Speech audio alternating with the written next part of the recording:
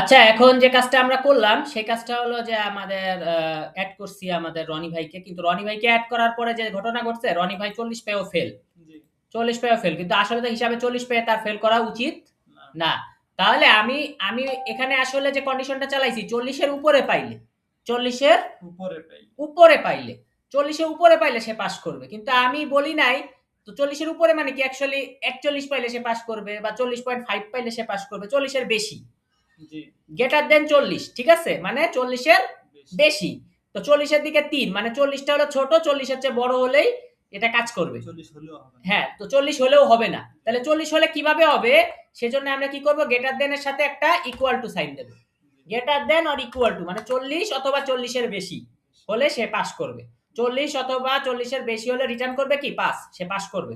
ঠিক আছে, আমরা এখন আসলাম এখানে এসে রিফ্রেশ মারি, এই যে রনি ভাই এখন পাস করে গেছে। জি ঠিক আছে, তাহলে আমরা আজকে একটা নতুন জিনিস শিখলাম, গ্রেটার দেন দিলে হচ্ছে তার চেয়ে বড় হওয়া লাগবে, কিন্তু যদি তার সমানও করতে চাই যে সমান অথবা তার চেয়ে বড়, তাহলে গ্রেটার দেন ইকুয়াল টু। ওকে, জি আচ্ছা, পরের ভিডিওতে দেখা হচ্ছে।